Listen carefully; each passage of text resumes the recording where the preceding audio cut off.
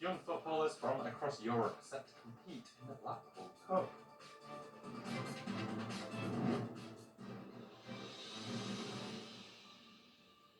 Hello, you're watching Headline News. I'm Michael Jones and a very warm welcome to the programme. Blackpool is preparing to welcome over 350 youth football teams and over 10,000 spectators this weekend for the return of the Blackpool Cup. Teams are travelling from 7 countries across Europe, including the Netherlands, Poland, Ireland and the 4 home nations, together with more than 70 local teams. This year, the Blackpool Cup is supporting 2 local charities, the NHS Blue Skies Hospital Funds and Blackpool Carers. While Gavin McIntyre told That's TV that Lancashire is set to host a real international football celebration.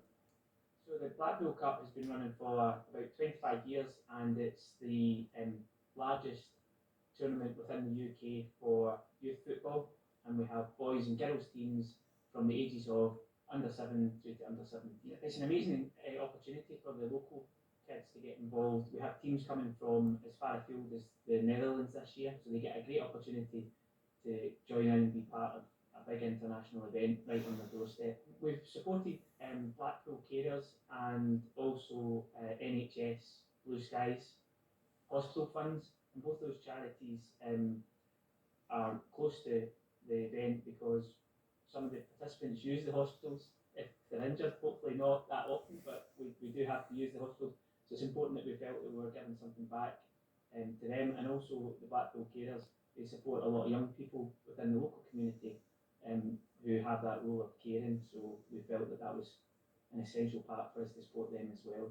We're having donation stations set up we support a charity in Zambia called the Butterfly Tree, and we're asking people if they've got any old boots or football kits to come along and they can donate some of that to the charity. We're going to send out all the footballs after the tournament to Zambia, along with any of the donations that have been handed in over the weekend. A man from Lancashire has been jailed for kidnapping his partner and subjecting her to many acts of violence, including hitting her in the face with a hammer. Nathaniel Corkish had earlier admitted grievous bodily harm with intent, kidnap and non-fatal strangulation. The Crown Prosecution Service said the 31-year-old had subjected the victim to a campaign of violence over 3 days in November in front of their child. He was jailed for 8 years at Preston Crown Court. Plans to build flats on the former Dryden Mill site in Preston city centre have been approved. The site, currently an open-air car park and previously home to an indoor car boot sale, will feature 2 buildings up to 16 storeys high. The development of 469 flats is part of plans to transform the Stonygate area of the city into an urban village. Well, Alban Cassidy, the agent for the application, said the building would be a landmark in the Stonygate area. And a 10-year-old girl from Preston has been named as Lancashire's Young Citizen of the Year 2023. Sarah Alley topped the list of 50 young and inspiring people who have made real differences to their communities across the country and county over the last 12 months. She was presented with the award at the ceremony at Lancashire Police Headquarters. The ceremony heard that Sarah had been raising money for various charities through her venture and is called Sarah's Snack Shack. And in sport, Preston North End kept their playoff hopes alive with a convincing derby win over relegation-threatened Blackpool FC. Well, former Tangerines player Brad Potts opened the scoring for P&E before Ben Whiteman then netted again for the Lily Whites. In the early stages of the second half, Tom Cannon, on loan from Everton, made it 3, meaning North End took all 3 points despite a late consolation goal by Jerry Yates. Blackpool, who have won just 2 of their last 22 league matches, next face a huge clash with fellow relegation battlers and manager Mick McCarthy's former side, Cardiff City. And we'd love to hear what you think. Please do get in touch with your views, or if you have a story of your own that should be on the show, follow us on Twitter. We're on @That'sTVLancs. Get in touch on Facebook by searching for That's TV Lancashire, or you can write to us by dropping an email to lancashire@thats.tv. Team GB boxer Ruben Mustin has received a stem cell donation from his father after the teenage boxer sustained an injury at the National Youth Championships final. Ruben suffered a nosebleed which would not stop during the fight in March of last year and was then diagnosed with aplastic anemia, which is a lack of blood cell production.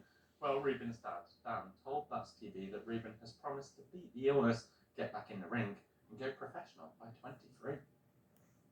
There was a head clash in the second round, and basically third round we still couldn't stop the bleeding in the corner, so the doctor was called in to have a look, and he got a stop to the fight. Anyway, we got home from Barnsley. It was late in the evening, so he went to bed, and basically in the morning we got up. He had a lot of blood. It was still bleeding. He hadn't been able to stop it through the night, so I raced him down to A&E. They rushed him straight through. They knew there was an issue. At first, they thought it might be leukemia, and then as the tests went on and as the days went past, they realised it wasn't. It was actually something rare called aplastic anemia. His words to me yesterday were, I will beat this and I will be back in the ring, whether it be in 15 months' time or it be in 3 years' time. I'll be back in the ring, I'll go back to the amateur scene, work my way up there again, and then I will be professional by the time I'm 23. That's your headline news. Coming up next on That's TV, it's the local weather, but from me and the rest of the news team here, it's goodbye for now.